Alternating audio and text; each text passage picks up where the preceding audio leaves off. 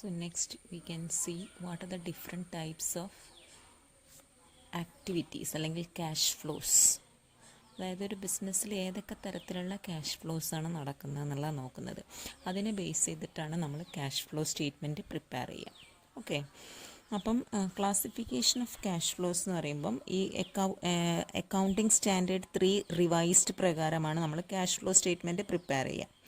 അപ്പം when you prepare this cash flow statement you should report cash flow during that period according to, അതായത് classified by operating, investing and financing activities. So thus cash flows are classified into 3 main categories. They are cash flow from operating activities, cash flow from investing activities and cash flow from financing activities. അതിൽ നമുക്ക് ആദ്യത്തത് നോക്കാം, എന്താണ് cash flow from operating activities എന്നുള്ളത്.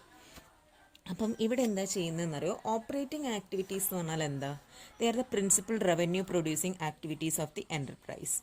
ബാക്കിയുള്ള other activities that are ഇൻവെസ്റ്റിങ്ങും ഫിനാൻസിങ്ങിലും ഒന്നും വരാത്ത revenue producing ആയിട്ടുള്ള ആക്ടിവിറ്റീസിനെയാണ് നമ്മൾ എന്തെന്ന് പറയുന്നത്? ഓപ്പറേറ്റിംഗ് ആക്ടിവിറ്റീസ് എന്ന് പറയാം. അപ്പോൾ അത് amount of cash flows arising from operating activities എന്ന് പറയുന്നതാണ്. It is a key indicator of the extent to which the operations of the enterprise have generated sufficient cash flows to maintain the operating capability of the enterprise, say for pay dividends, repay loans and make new investments without recourse to external resources of financing. Okay, external sources of financing.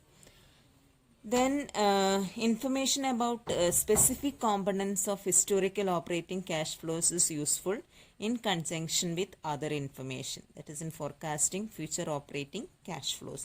But cash flow from operating activities are primarily derived from the principal revenue producing activities of the enterprise എന്ന് പറഞ്ഞു കഴിഞ്ഞു. But therefore they generally result from the transactions and other events that enter into the determination of net profit or loss. അപ്പോൾ നമുക്ക് നോക്കാം what are the examples of cash flow from operating activities എന്നത്. അപ്പോൾ ഒന്ന്, അപ്പം cash flow എന്ന് പറയുന്ന സമയത്ത് ക്യാഷ് ഇൻഫ്ലോസും നോക്കണം, ക്യാഷ് ഔട്ട് ഫ്ലോസും നോക്കണം. ക്യാഷ് ഇൻഫ്ലോസ് എന്ന് പറഞ്ഞാൽ ഏതൊക്കെ രീതിയിൽ cash comes in to the business, and cash out flows എന്ന് പറഞ്ഞാൽ ഏതൊക്കെ രീതിയിൽ ബിസിനസ്സിൽ നിന്ന് ക്യാഷ് പുറത്തേക്ക് പോകുന്നുണ്ട്. അപ്പോൾ ക്യാഷ് ഇൻഫ്ലോസിൽ ക്യാഷ് സെയിൽസ്, അതായത് ക്യാഷ് സെയിൽസ് നടക്കുന്ന സമയത്ത് it is a cash inflow, അല്ലെങ്കിൽ ഓപ്പറേറ്റിംഗ് ആക്ടിവിറ്റീസ് എന്ന് വന്നിട്ടുള്ളൊരു ഇൻഫ്ലോ ആണ്, inflow of cash. Then cash receipt from debtors for sale of goods or rendering services, അതായത് ഡെറ്റേഴ്സിൻ്റെ അടുത്ത് നിന്ന് കളക്ട് ചെയ്തിരിക്കുന്ന amount, it is also A cash inflow. Then cash receipts from royalties, fees, commission and other revenue and refund of income tax. നമ്മൾ income tax ഒരു പ്രാവശ്യം പേ ചെയ്തത് ചിലപ്പോൾ refund കിട്ടും. അപ്പോൾ അങ്ങനെ വല്ല റീഫണ്ട് ഓഫ് ടാക്സ് വന്നിട്ടുണ്ടെങ്കിൽ that is also an inflow of cash. അപ്പോൾ ഓപ്പറേറ്റിംഗ് ആക്ടിവിറ്റീസിൽ ഈ 4 നിങ്ങൾ നോക്കുക ഇൻഫ്ലോ ആയിട്ട്. ഇനി ഔട്ട്ഫ്ലോ ഏതൊക്കെയാണെന്ന് നോക്കാം. ക്യാഷ് പർച്ചേസസ്, നിങ്ങൾ എന്തെങ്കിലും സാധനം ഗുഡ്സ് അല്ലെങ്കിൽ ഗുഡ്സ് പർച്ചേസ് ചെയ്യുന്ന സമയത്ത് നിങ്ങൾക്ക് വന്നിരിക്കുന്ന ആ എമൗണ്ട്, അതാണ് ക്യാഷ് പർച്ചേസസ് എന്ന് പറയുന്നത്. It is a cash outflow.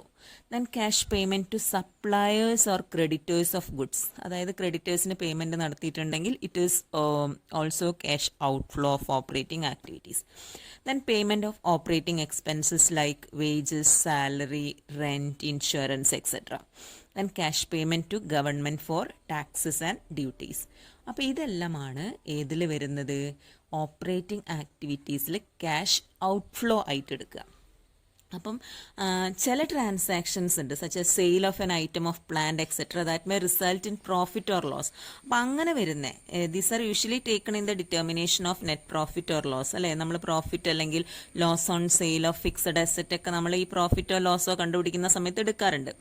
However, these are cash flows from investing activities. ഇവിടെ നിങ്ങൾ എടുക്കാൻ പാടില്ല.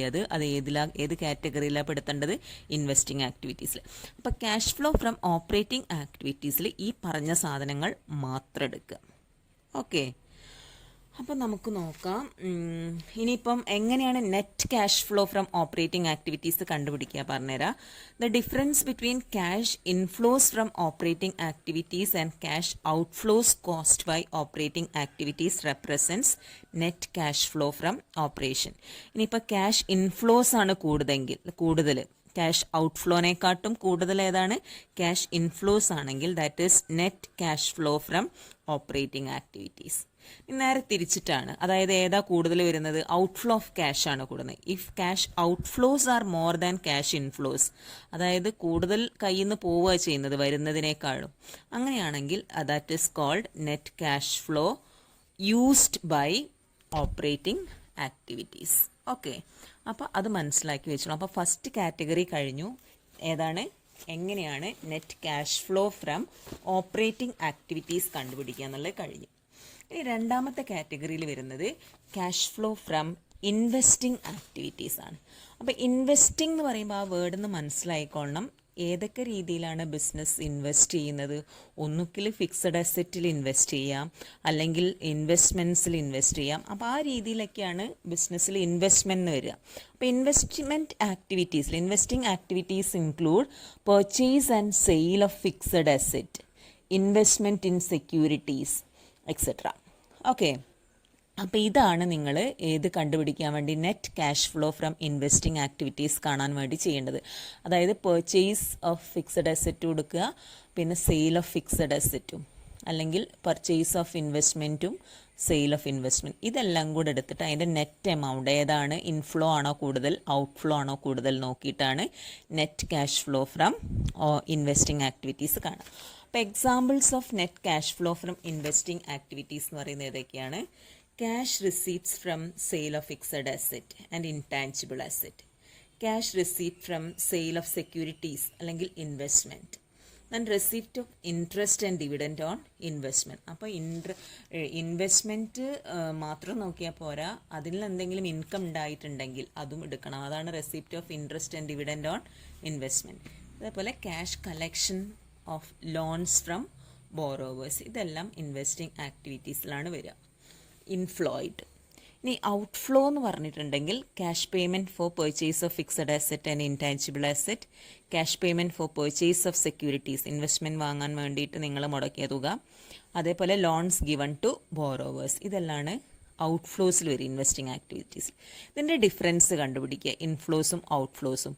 If inflows are more then it is net cash flow from investing activities. If outflows are more than cash inflows, in that case it is net cash lost in investing activities.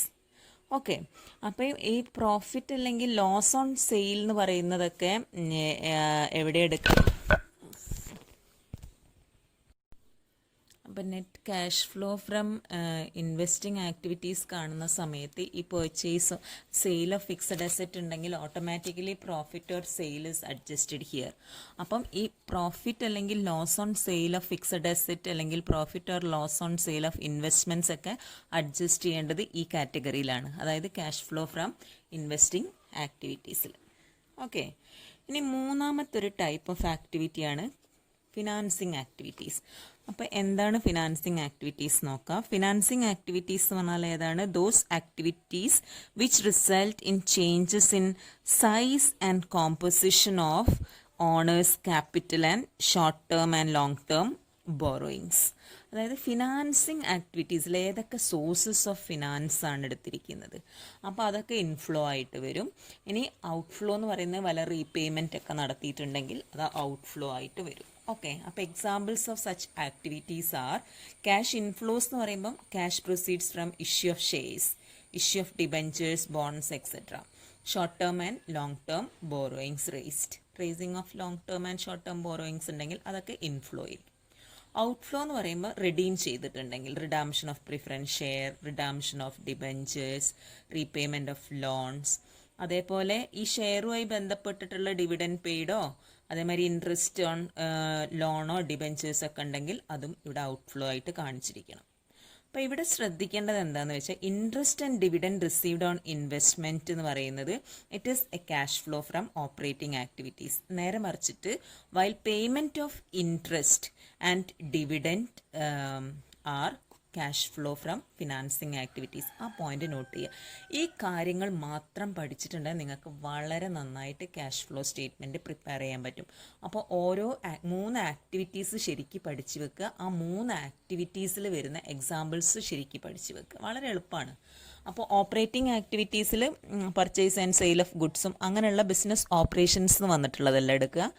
പിന്നെ investing ആക്ടിവിറ്റീസിൽ purchase and sale of fixed assets and investments മാത്രം നോക്കുക. അതിൻ്റെ കൂടെ plus profit or loss on sale of fixed asset കൊടുക്കാം. അതേപോലെ receive ചെയ്തത് എടുക്കാം, dividend received on interest and dividend received on investments കൊടുക്കാം. ഓക്കെ. ഇനി ക്യാഷ് ഫ്ലോ ഫ്രം ഫിനാൻസിങ് ആക്ടിവിറ്റീസിൽ നമ്മൾ നോക്കേണ്ടത് ഏതൊക്കെ തരത്തിൽ issue of shares, issue of debentures, raising of long term loans, അതേപോലെ redemption of preference shares, redemption of debentures, repayment of loans, repayment of dividend, അതേമാതിരി payment of interest on debentures and loans. ഇത്രയും കാര്യങ്ങൾ മാത്രം ശ്രദ്ധിച്ചാൽ മതി. ഈ chapter നിങ്ങൾക്ക് വളരെ ഈസി ആയിട്ട് ചെയ്യാൻ പറ്റും. ഓക്കെ. അപ്പോൾ ഇനി ഫോർമാറ്റിലേക്ക് കടക്കാൻ പോവുകയാണ്. ഇത് ശരിക്കും പഠിച്ചു വെക്കുക.